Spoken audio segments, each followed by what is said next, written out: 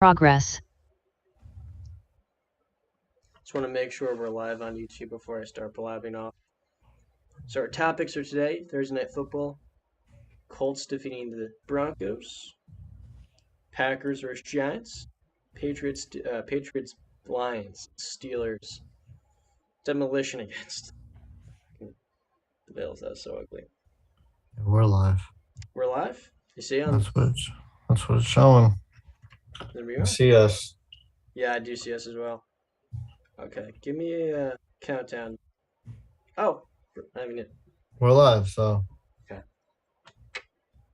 Hello and welcome to episode number 35 of the Wise Guys podcast. I'm John Tortorelli with my co-host, can't say my last name, Braden Capizzello. And today we're going to be recapping our most notable games that we watched of Week 5 in the NFL season. Those are Thursday night. Is Russell Wilson washed after only scoring 9 points versus the Colts in a disappointing loss at home?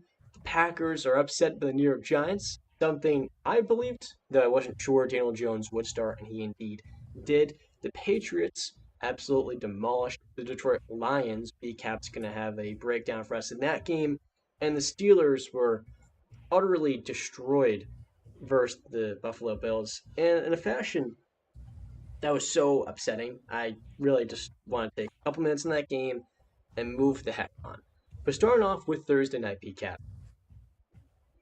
The Colts are going on the road to the Mile High early in the season. It was a must-win game for both teams. Each of the two coaches are on the hot seats, two aging quarterbacks.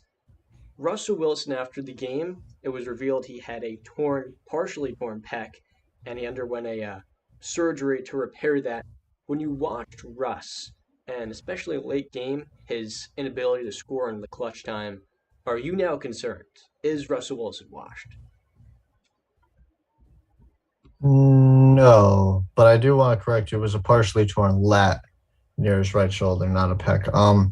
No, he's not washed. Again, I don't get the Russell Wilson attack propaganda that's kind of going on right now in social media land and in the NFL world. I don't get it. I don't understand it.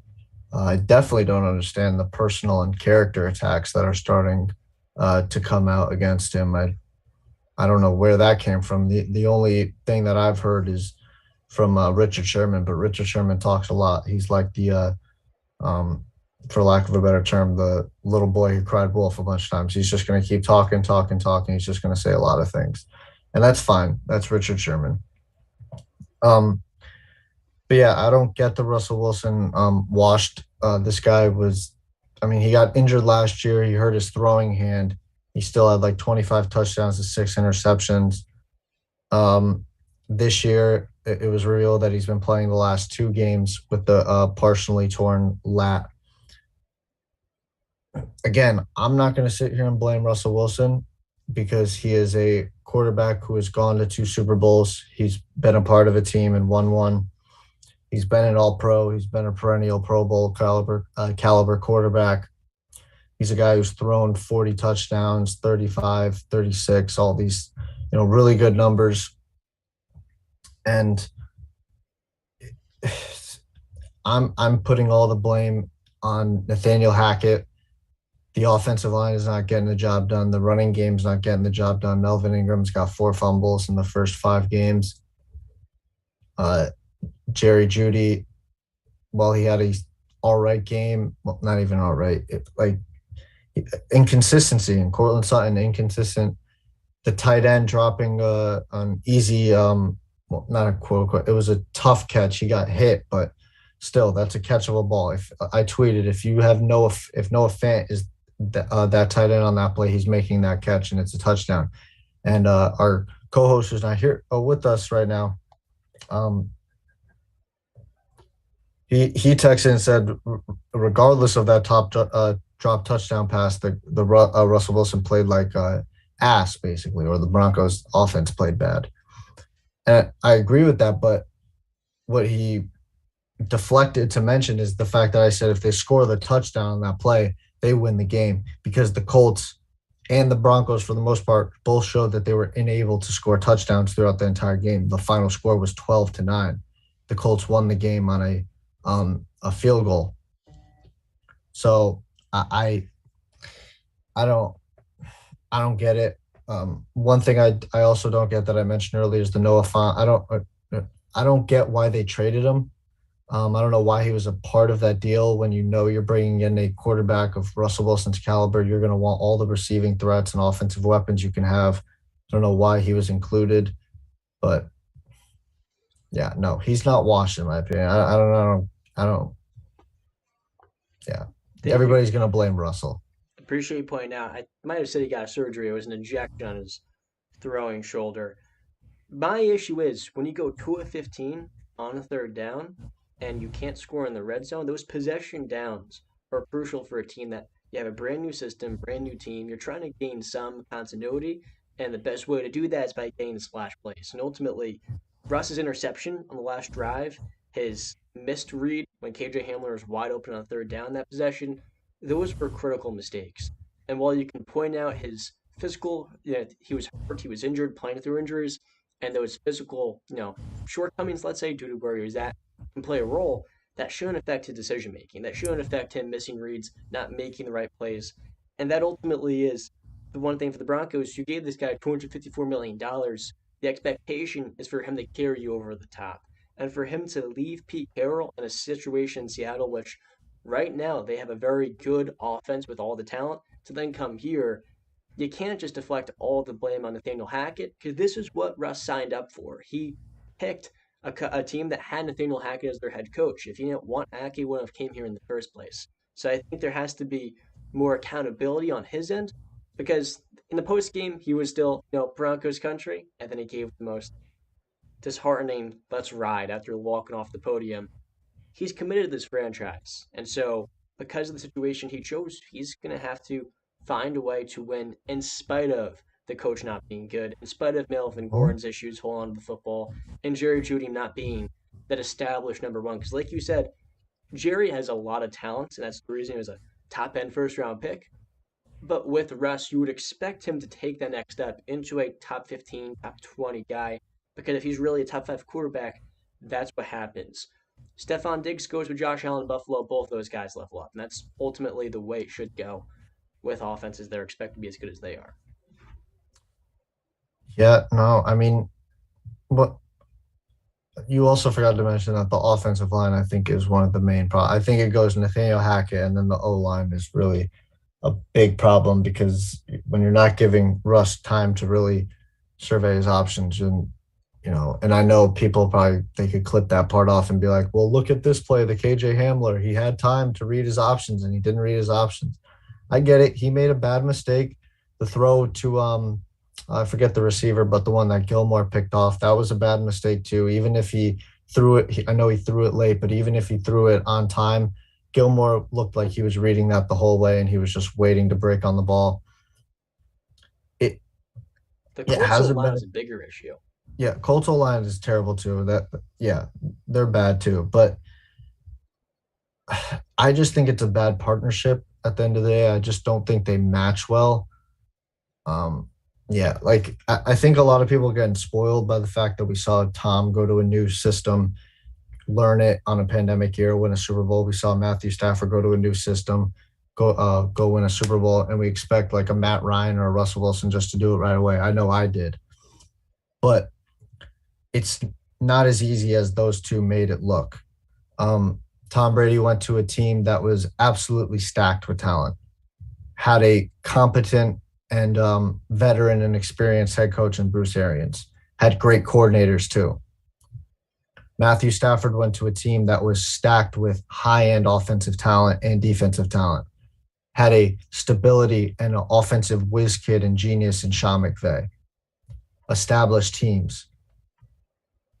Russell Wilson went to a team in shambles, new head coach, and a head coach that they hired solely because they thought they were getting Aaron Rodgers. So they couldn't back out of it after that. He went to a team that before this season even started, Tim Patrick tears his ACL, I believe. He's out. That's one of his top 3 targets. They traded away Noah Fant and included him in the deal, which I said, I don't think that was a good idea. I think that was terrible. I think you could have given up another second round or third round pick instead of giving up him, because you talk about the red zone tragedies. if for the Broncos, I think Noah Fant would have done at least made the numbers better because he's a big Mismatch. body tight end. Yeah, and I know Russell hasn't really connected with tight ends over his years, but Noah Fant is a pretty or Fant, whatever it is a pretty damn good tight end. He's been actually the most reliable and consistent offensive weapon on this Denver Broncos team. If you look at it, he's played the most games. He's had a consistent contribution. But yeah, I won't absolve Russell entirely. I'll give him like, if I were to give him like a 10 to 15% blame for Russell Wilson, but the rest is spread between Hackett, the O-line, and the offense being inept, really. And it's looking like this was a terrible, terrible partnership at the end of the day. Another grave tragedy was early on Sunday morning, the Green Bay Packers losing to the New York Football Giants 27-22. Coming into this game, we weren't sure if Danny Dimes could play because of his ankle injury. Last year, he was trying to play through a lower body injury, and then it led to, I think, a hamstring strain that very game because he was immobile and couldn't really get outside the pocket to evade pressure. Early in this game, it was just ugly for the Giants defense to stop Aaron Rodgers. On third down, he was making it look way too easy. And meanwhile, Danny Jones, he wasn't really looking like himself either. He wasn't really extending the play. He wasn't using his legs the way we've seen him in the past. But as the game went on, as there's a little bit more adrenaline kicking in for this Giants offense, they're getting the ball to Saquon more. They're utilizing Darius Slayton. There was one giant missed opportunity over the middle where they misfired on one another. They started to put points up on the board. And this Giants running game, the Packers knew it was coming because, quite frankly, you're missing four of your top six receivers, and the number one guy is Darius Slayton. It's pretty abundant, where it's pretty obvious where the abundance is going to come from in this Giants attack. Saquon had himself over 100 yards, 106, and a key touchdown later in the fourth quarter. And the Packers offense in key moments wasn't able to finish drives. And especially with Rodgers not having that reliable go-to option, they were taking shots. There was one, I think, on fourth down where he almost got to Allen Lazard. And as the game waned on, Daniel Jones continued to look more and more comfortable. He had 10 rushes by the end of this game. And ultimately, Brian Dable did one phenomenal job dialing up the right plays and scheming up touchdowns in the red zone in creative ways. When Saquon comes out of the game, they're still scoring with their third running back in Gary Brightwell. There was the double reverse to their tight end, the rookie, and Bellinger, which was a phenomenal play call. It was creative, and Dable getting this Giants team to 4-1 is by far the most impressive thing of this NFL season. Nobody expected this team to have 4 wins, and to beat the Titans week 1 and then the Packers week 5, two very competitive teams that last year were the number 1 seeds in their respective conferences with top tier head coaches, we assume. I don't know if LaFleur's there, and a Hall of Fame quarterback. The New York Football Giants are back. This is not the Panthers from last year. You win a game like this in London, and you show Daniel Jones played his best game of the season. He was mature, he was poised, and he used his greatest strength, and most of all, his toughness absolutely shined through. Yeah, but I would just gotta say that this Packers defense hasn't really Oh, been very good the last 2 weeks. the season. Well, I mean, they had that really good game against the Buccaneers. They held them to 12 points, but Brady was really down with like 5 of his starting offensive players out of the game. And then they held the Bears to 10 points, but that's the Chicago Bears. But yeah, the Packers defense just has not played very well at all. I mean, in the last, I think the Giants scored on their last like 5 possessions or something like that. Let's see, 1, 2, 3, 4, 5. 5 possessions and then, get rid of the safety. But 5 possessions in a row that they scored on this Packers defense. And only hold Daniel Jones, who I don't really have high regard for. I'm sorry. I think he's a very good backup quarterback, and he's not a starting caliber quarterback. It's just I'm looking over the history of what he's put out the last 3 seasons. This is his 4th, I believe, or his 5th season. Sorry. I just look at it and I say, there's nothing that this guy has shown me to say that he is a starting caliber quarterback in this league or that we should have any faith or hope in him. It's just it is what it is. I wouldn't say this is a majorly impressive game simply because this Green Bay Packers team for this season has been a pretty big disappointment. The defense has been disappointing. Rodgers and the receivers are still learning each other. Uh, it just hasn't really looked good. And I don't even know, are we going to be sitting at this end of the season saying, is Aaron Rodgers going to retire? Because is he really going to want to come back to this? I know he signed the contract extension, but it doesn't matter. He could still send in his retirement papers and say, see you later. But yeah, the final drive where they had the 14-play drive and they turned it over on downs, it was 4th and goal, 2 back-to-back plays with the batted down balls. It sucks. The first one to Randall Cobb looked like it would have been a tough ass catch, but the way Cobb was playing that day, I wouldn't have been surprised if he caught it. And then the last one to Alan Lazard, it was going to be a 50-50 ball, a fade route. Rodgers maybe should have lofted it, but I'm not going to sit here and say Rodgers should have did this with the pass. He's Aaron freaking Rodgers, a Hall of Fame quarterback. The defense has made a great play. And like I said about Baker last week, the offensive lineman got to do a better job of chopping the arms down. I know we got one comment, and me and John were talking about it before air, of a guy who said he was a college quarterback and said, you don't know anything you're talking about, Brandon. No knowledge of football. Well, all I heard from the offensive linemen is that it's their job to keep the arms down and chop their arms down. I believe it's Charlie Davis who does commentary work, and he was calling the Panthers game today, and he said the offensive line needs to do a better job at chopping the arms down, keeping the defenders down. And yeah, so I guess I don't know what I'm talking about, though, right? No, the Packers' offensive line has struggled. Elton Jenkins Yeah. has not looked like he was a year ago at right tackle, and David Bakhtiari in this game was splitting time with Josh Nyman And at he left he tackle. he didn't cost them the game, but he cost them a shot at Aaron Rodgers trying to pull out another Hail Mary with the false start at the very end of the game. Like, you just can't have it when you're supposed to be the best offensive lineman on the field. And they were like, finally, we get our left tackle back, our all-pro left tackle back. And you make the critical mistake in the most important possession, maybe second most important possession, because the 4th and goal one was more important at the time. This one was just like a 50-50 Hail Mary shot. But we've seen Aaron Rodgers do it before. We saw Aaron Rodgers do it against a Giants team in a wild card playoff game. And it can happen. It can.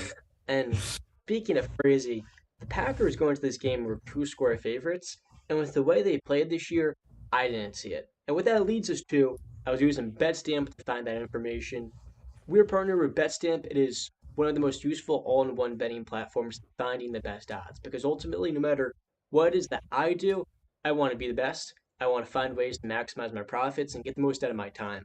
And what BetStamp does is puts all the sports books that you sign up for in their specific app into one place, one location. I'm the type of person that learns best with visual presentation. And that's exactly what they do for you. And better yet, if you want to track your bets at the end of the year, you want to do your taxes, you can track that all in the BetStamp app. Be sure to use our referral code at WiseGuys. That is WISEGUYS. Now, as your boy Justin says, he's unfortunately not with us. If you're doing anything, you want to educate yourself, and that starts with doing your homework. Be sure to do it using their app. That's it. And yeah, they were, for DraftKings, 8.5-point favorites, the Packers, in this one. And I was like, dude, this is going to be a one-score game. And it was throughout the entire second half. Ultimately, for Green Bay, they got outcoached. There's no other way to put it. You get Jair Alexander back. He was great early in the game. Adrian Amos and Rashawn Gary this year, rep in New Jersey, he's been awesome all year long. And when you have that much talent, you go out in the draft, and instead of taking a George Pickens, who's been one of the 2 bright spots of the Steelers this year, you take Devontae Wyatt and Quay Walker, who haven't made the type of impact to make this a good defense. And you're looking at this Packers group. Okay, so we traded Devontae Adams for an off-ball linebacker we're not going to actually use. Or, no, better yet, we do use him, unlike Wyatt, but he's not good. He's replacement level. So I have many questions about this Packers team. The management, the decision-making, and the coaching on the defensive front have all been poor. And when Rodgers needs the support, we know this offense is not going to be what it was a year ago. Those parties all need to step up. And up until this point, they just haven't made any progress that we need to see. So I'm pretty much out on them. I'm going to the Super Bowl. I feel like that was a little bit overblown on my end to expect them to just figure this thing out. Yeah, yeah. They just better, hope that Rodgers doesn't retire at the end of the season. We'll see what Jordan Love has. Moving over to the Steve, Patriots. yeah. After Jared Goff last week done up 45 points with the support of TJ Hawkinson having a career game, he went scoreless.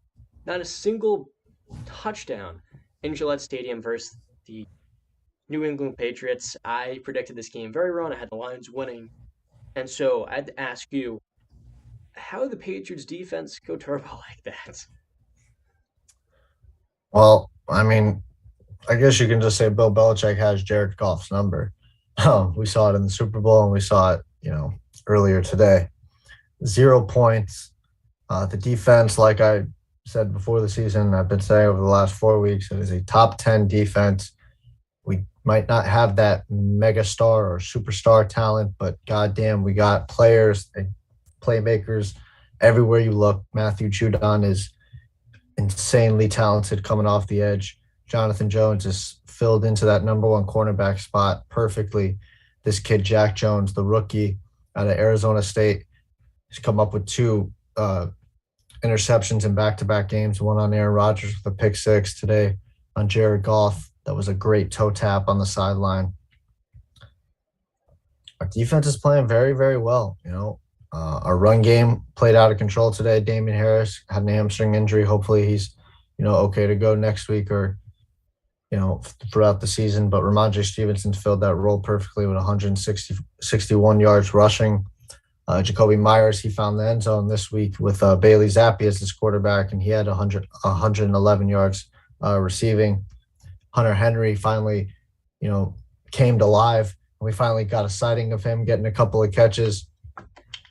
So, listen, Zappi didn't if you go off of QBR, he had a 25 QBR. He only missed 4 passes. He had 188 yards passing, 1 touchdown, 1 interception. He did what he needed to do.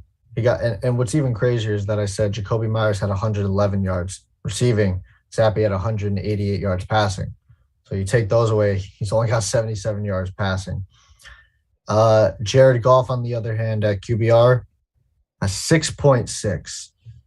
So this Lions team, we came in today, this Lions team, the number one scoring offense in the league. And the Patriots defense just went in and shut them out, 29-0. So for you saying last week or a couple of days ago that the Giants are in a better position, even though they just beat the Packers, I show you we almost beat the Packers with our third string quarterback, and we just shut out the Lions' number one scoring offense with a third string quarterback under center. If we have Mac Jones, we most likely win our against the Packers, and it's a whole different story. Now we're, instead of 2-3, we're 3-2, and even if you look at those early games, against the Ravens and then against the Dolphins, those were very winnable games. Again, all I heard before the season was the Patriots are done. They're not doing nothing. I heard it from John. I heard it from his boys. I heard it from people on TV. Last in the division. Yeah.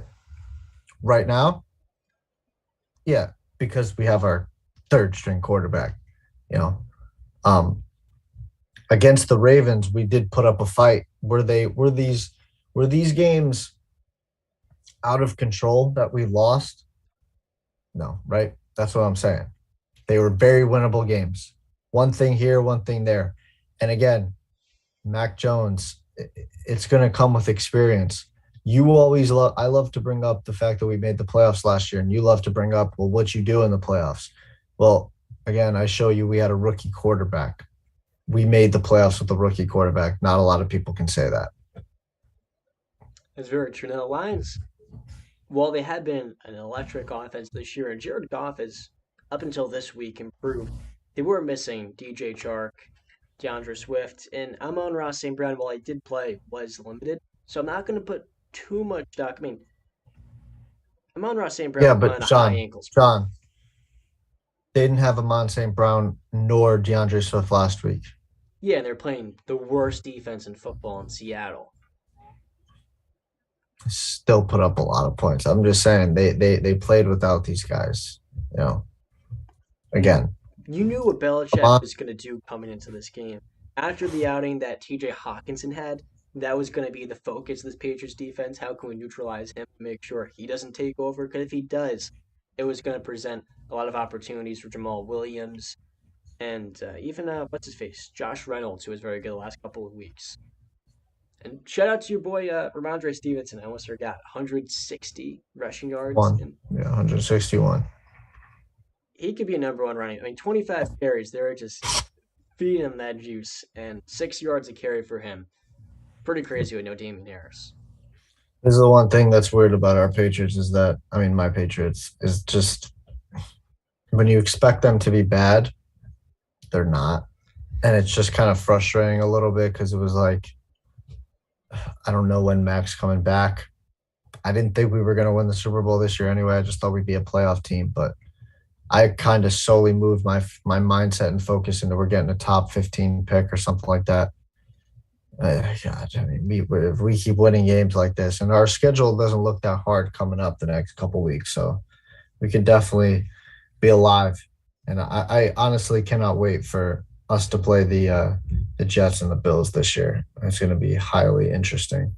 It's going to be very interesting. Their schedule, it's a lot of toss up games. You got the Browns next week, then the Bears, which should be an easy win, the Jets, Colts, Jets again, Vikings November 24th, and the Bills. So realistically, even with Bailey Zappi starting these next 2 weeks, you guys can very easily get to 4-3, and then you have Mac coming back to play the Jets October 30th, I guess the day before Halloween, at MetLife Stadium. So the season's definitely not over for the Patriots.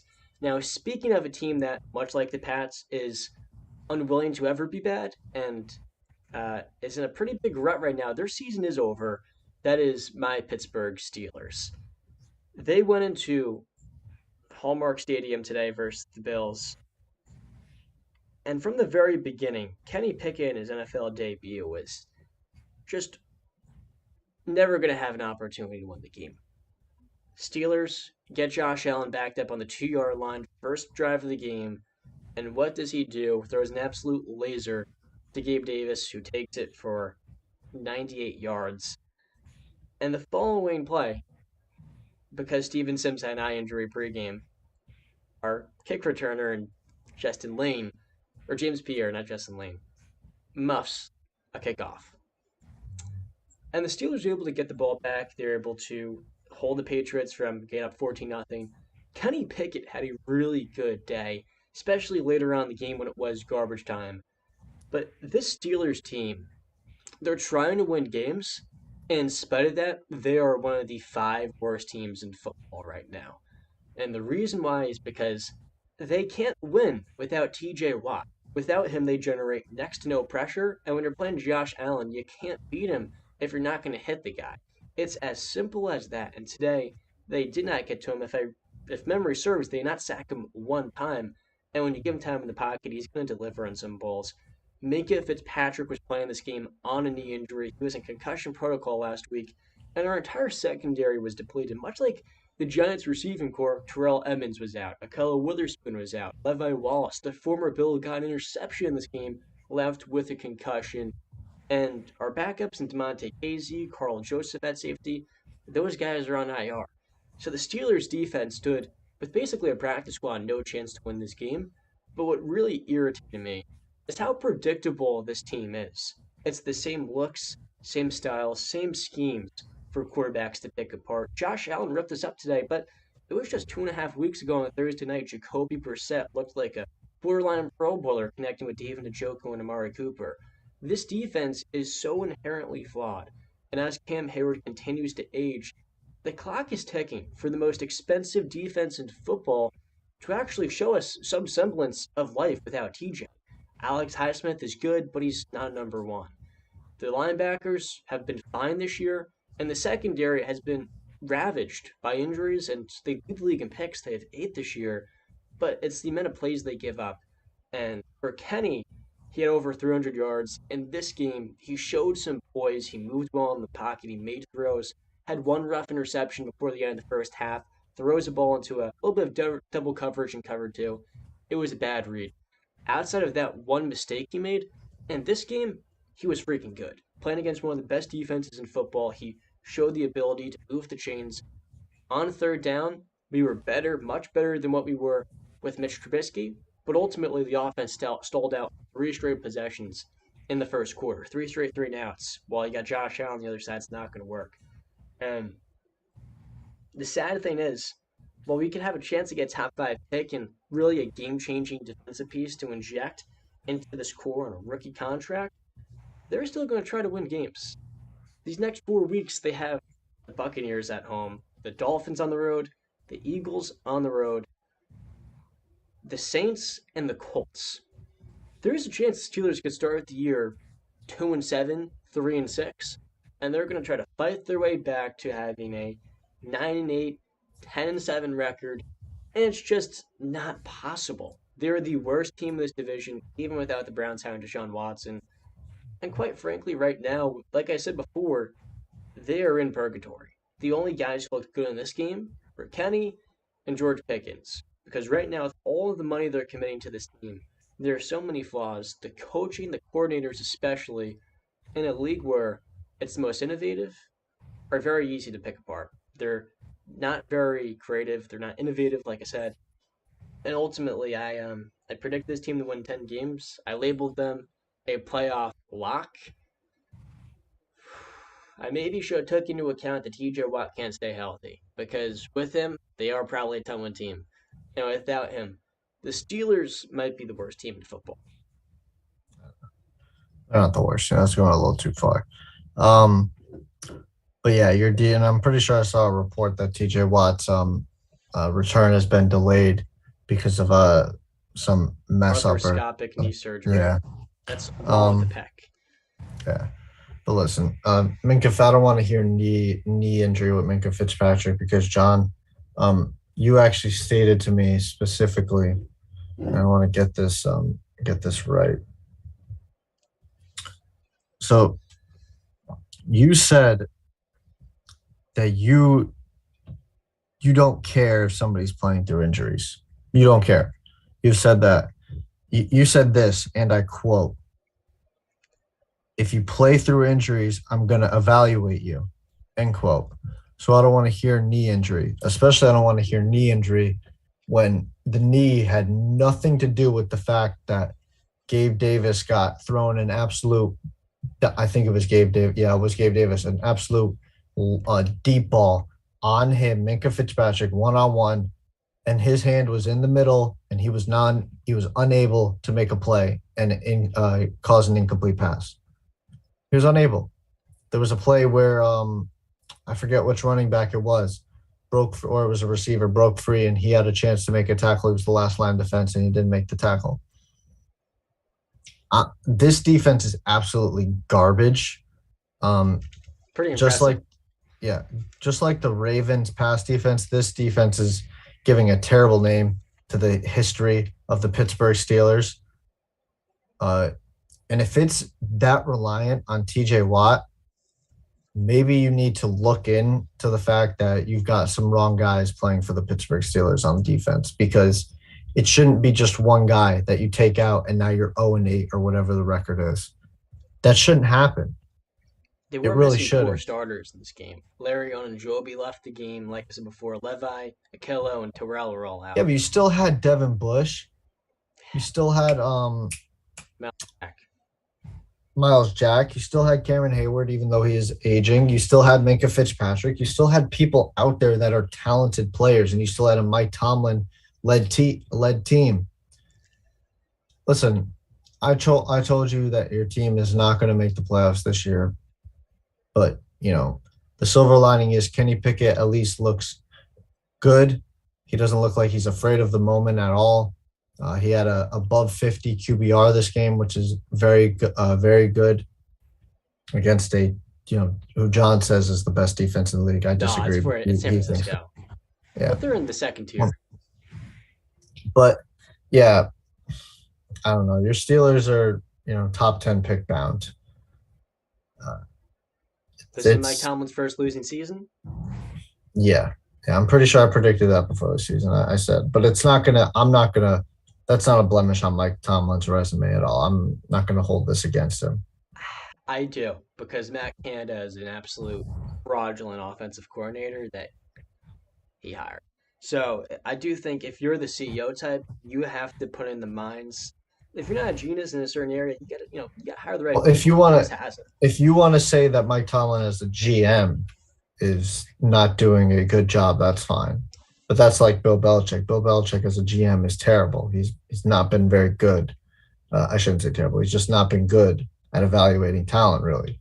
He's had some hits here, just like Mike Tomlin, but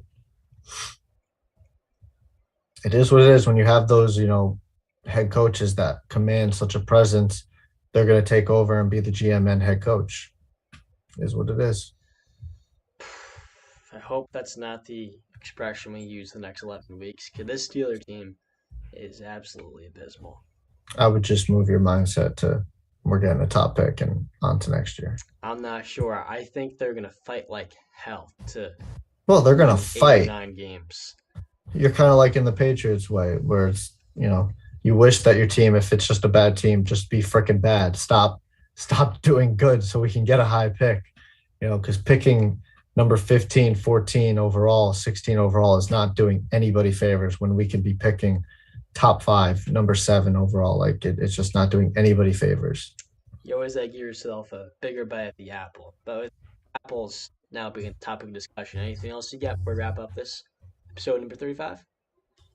Oh, let's get into Sunday Night Football. It's already underway. Four minutes in. Thank you guys for watching and staying to the very end. Be sure to use our referral code and check out the Best Stamp app today. And as always, we'll see you next time. Justin's not here, so stay classy. Yeah, I can't. Recording stopped. I watched the entire game because I like pain.